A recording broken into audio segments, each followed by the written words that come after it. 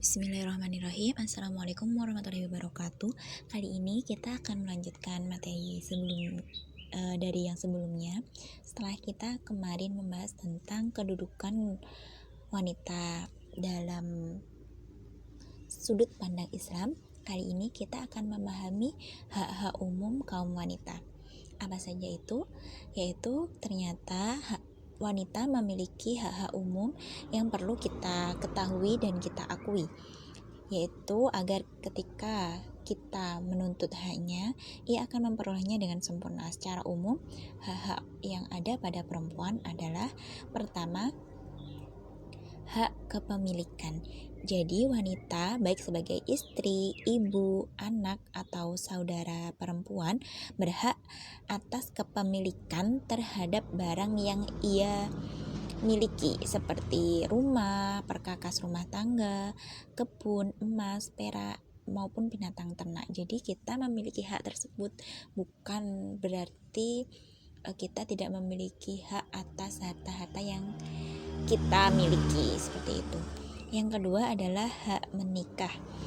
Hak ini termasuk pula hak untuk memilih calon suami dan hak khulu atau meminta cerai dari suami jika perempuan merasa dirugikan.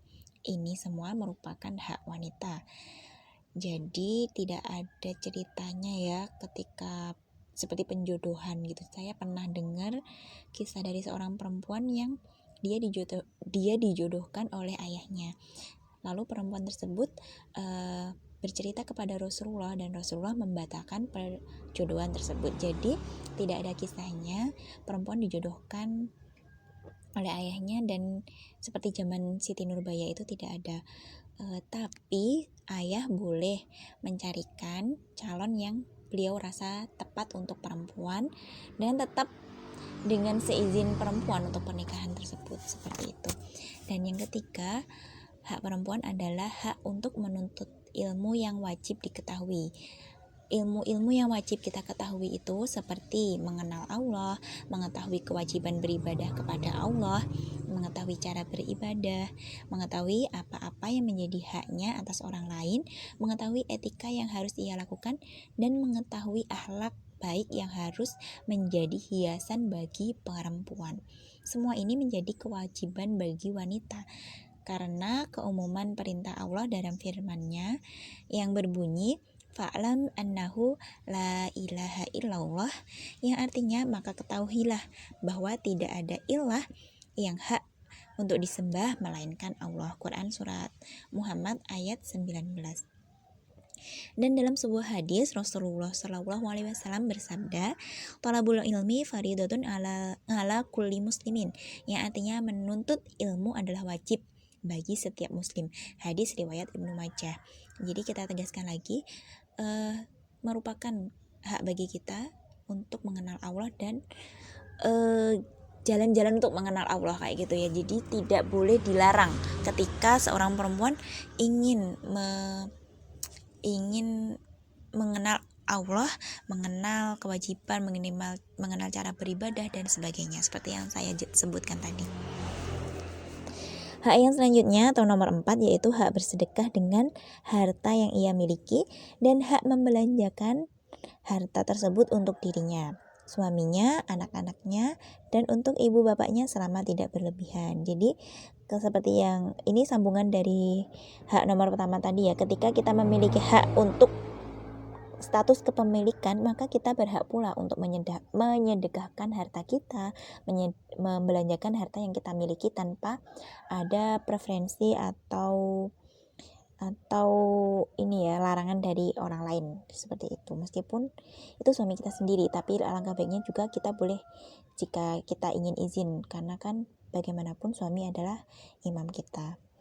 Yang kelima adalah hak mencintai dan membenci. Jadi wanita salehah boleh mengunjungi saudara mereka, keluarga mereka dengan izin suami jika telah bersuami, dan boleh juga memberi hadiah untuk yang lainnya atau saling berkirim surat, bertanya tentang kabar atau keadaan mereka, dan saling memberikan hiburan dalam menghadapi musibah. Wanita-wanita solehah juga boleh membenci wanita-wanita yang tidak baik dan menjauhi mereka karena Allah gitu. Jadi hak mencintai dan membenci ini kita orientasikan segalanya ke Allah. Dan kalau harus pun keluar rumah itu boleh izin suami dulu, karena tapi itu tidak ada juga yang berpendapat kalau keluar rumah itu selama tidak bermaksiat, seumpama ini hal-hal yang mendesak, tidak izin suami gitu ya. Yang keenam adalah hak mewasiatkan sepertiga hartanya kepada waktu hidupnya dan melaksanakannya setelah wafatnya tanpa boleh ada yang menghalanginya, karena wasiat merupakan hak pribadi sebagaimana laki-laki memiliki hak dalam berwasiat. Begitu juga wanita memiliki hak yang sama, karena tidak ada seseorang yang tidak membutuhkan pahala dari Allah. Namun meskipun demikian, wasiat tidak boleh lebih dari sepertiga. Jadi terusan pula dari tadi, hak pertama yaitu status kepemilikan, kita boleh mengsedekahkan, kita boleh membelanjakan, dan selanjutnya kita boleh mewasiatkan harta kita dengan catatan tidak boleh lebih dari sepertiga harta. Yang selanjutnya adalah hak berpakaian, yaitu perempuan berhak memakai pakaian apapun yang ia sukai seperti sutra dan emas. Yang keduanya diharamkan bagi laki-laki. Namun ia dilarang melepaskan pakaian dan hanya memakai setengah atau seperempat pakaian, atau tidak menutup kepalanya atau membuka leher dan dadanya kecuali di hadapan orang yang diperbolehkan melakukan hal itu. Jadi hak berpakaian ini dimaksudkan untuk kita boleh memakai apapun bahan yang kita inginkan gitu. Karena untuk laki-laki itu dilarang memakai pakaian yang berbahan sutra dan emas, tapi kita boleh. Yang dilarang adalah karena kita berhak memakai pakaian, kita berhak juga melepas sebenarnya, kecuali di depan laki-laki atau laki-laki atau orang yang kita diharamkan untuk melepas pakaian itu. Sebenarnya ini juga termasuk hukum menutup dan membuka aurat ya, baik itu laki-laki dan perempuan. Ini kita perlu melihat dulu kepada siapa kita melepas pakaian gitu. Maksudnya pakaian yang cuma selutut atau tidak mengenakan kerudung, itu kan kita harus lihat-lihat dulu. Jangan karena ada hak berpakaian kita boleh, kan ada hak berpakaian jadi saya boleh dong melepas pakaian. Itu melepas jilbab saya di umum itu bukan termasuk dalam hak berpakaian, seperti itu. Yang kedelapan adalah hak berhias untuk suaminya dengan memakai celak di mata, memberikan warna merah di pipi, memakai lipstik di bibir jika ia mau, dan memakai perhiasan yang paling indah, kecuali pakaian yang biasa dipakai oleh non-muslimah atau wanita yang buruk perangainya. Maka ia tidak diperbolehkan memakai pakaian tersebut agar terhindar dari kecurigaan. Contohnya ini adalah pakaian yang dipakai oleh non-muslimah itu misal memakai pakaian biarawati, itu kan seperti kerudung gitu ya, tapi kita dilarang karena itu menyerupai non-muslimah. Atau memakai pakaian yang bagaimana ya, contohnya yang non-muslimah, atau memakai salib seperti itu, kalung yang ada salibnya, berarti kan itu bukan identitas muslimah, itu dilarang seperti itu. Yang ke-9 adalah hak makan dan minum. Ia diperbolehkan menikmati makanan dan minuman yang enak dan lezat. Kali ini kita akan membahas hak perempuan sebagai istri atas suaminya. Di antara hak khusus wanita adalah haknya atas suaminya. Hak ini merupakan perimbangan dari kewajibannya terhadap suami, seperti ketaatannya kepada suami selama bukan termasuk maksiat kepada Allah, seperti menyiapkan makanan dan minuman, merapikan tempat tidur, menyusui dan mendidik anak, menjaga harta dan nama baik suami, serta menjaga dan mempercantik dirinya dengan perhiasan yang mubah. Berikut ini beberapa hak istri atas suaminya berdasarkan firman Allah Subhanahu wa taala, walahunna mislul ladzi 'alaihinna bil ma'ruf, yang artinya dan para wanita mempunyai hak yang seimbang dengan kewajibannya menurut cara yang ma'ruf. Quran surat Al-Baqarah ayat 228. Kami sebutkan di sini agar seorang mukminah mengetahuinya dan mau menuntutnya tanpa rasa malu dan takut. Demikian juga seorang suami harus memberikan hak istrinya secara sempurna, kecuali jika istri merelakan sebagian hak dari hak-hak tersebut. Yang pertama, hak istri atas suaminya adalah memberikan nafkah kepada istri sesuai dengan kondisi lapang atau susah. Nafkah ini meliputi pakaian, makanan, minuman, pengobatan, dan tempat tinggal. Jadi maksudnya memberikan nafkah ini sesuai dengan kondisinya. Jadi jangan sampai seumpama gaji suami itu 10, terus istrinya dikasih 5 mungkin ya. Tapi ketika gaji suami 20, jangan sampai istrinya juga dikasih 5 gitu. Jadi ini sesuai dengan kondisi lapang dan susah. Lapang atau susahnya itu disesuaikan. Dan ini untuknya perlu ada komunikasi yang jelas antara suami dan istri sehingga saling mengetahui bagaimana alokasi nafkah yang diberikan. Dan nafkah ini perlu digarisbawahi bahwa nafkah bukan sekedar uang belanja harian, tapi nafkah meliputi pakaian, pengobatan, tempat tinggal, dan hal-hal lain yang diperlukan oleh istri. Jadi seperti itu. Jadi bukan sekedar untuk masak atau belanja keperluan sehari-hari, itu bukan, tapi termasuk juga keperluan pribadi dari istri, seperti itu. Nah, untuk yang hak nomor 2 adalah menjaga kehormatannya, tubuhnya, hartanya, dan agamanya. Jadi karena laki-laki adalah pemimpin bagi kaum wanita, dan di antara kewajiban seorang pemimpin adalah menjaga dan memelihara orang yang dipimpinnya, maka suami berkewajiban pula menjaga istri.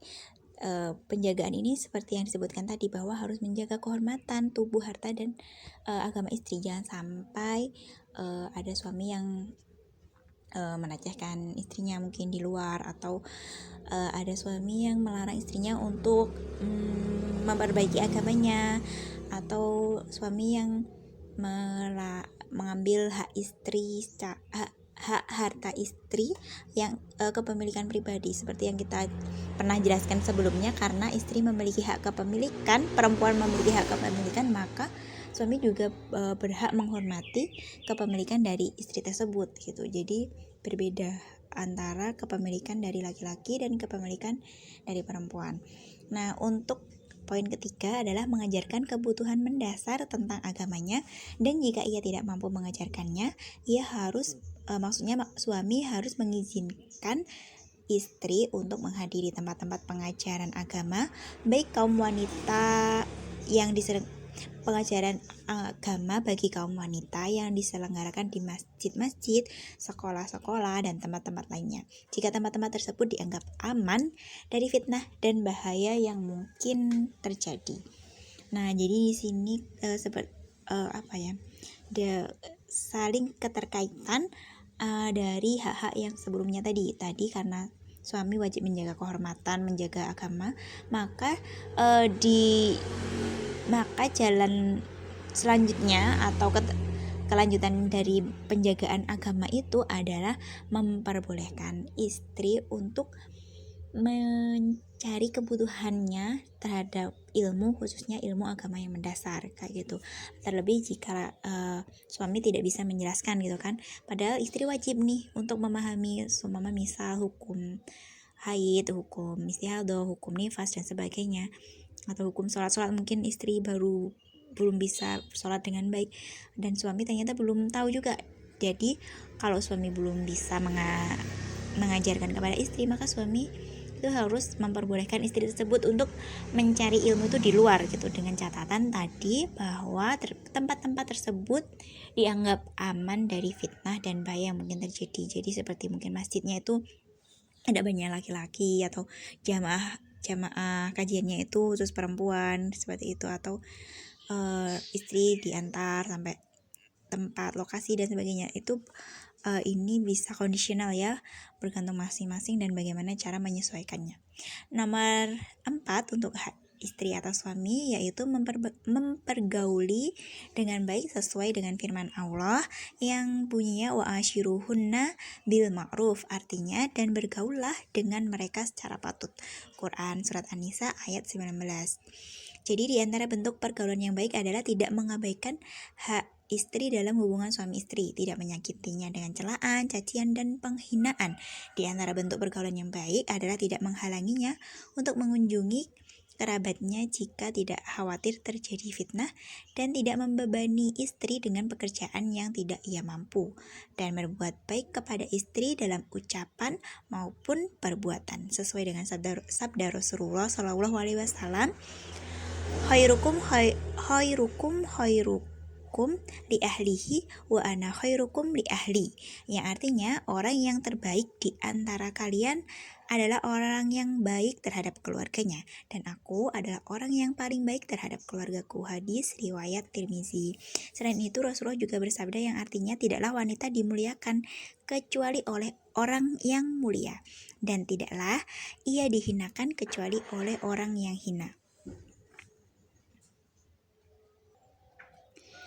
Jadi dari dua hadis ini kita bisa mengambil kesimpulan ya, bagaimana Rasulullah sebenarnya menjaga perempuan untuk dihormati dengan kasih sayang kayak gitu. Jadi bukan dihormati untuk dijunjung dan seperti pemimpin upacara kayak gitu ya, maksudnya dihormati karena dia sangat lembut gitu. Jadi dimuliakan, bagaimana perempuan bisa dimuliakan dengan adanya hak-hak perempuan, baik dia hak pribadi yang belum menjadi istri ataupun hak istri itu sendiri terhadap suami kayak gitu, ataupun juga hak anak perempuan terhadap ayahnya kayak gitu. Jadi sebenarnya hak-hak perempuan ini banyak dan kita perlu mengetahuinya sekali lagi agar kita ternyata sadar betapa beruntungnya kita menjadi muslimah dan betapa bahagianya kita menjadi umat Rasulullah seperti itu. Demikian dari kami untuk materi hari ini, semoga bermanfaat. Wassalamualaikum warahmatullahi wabarakatuh.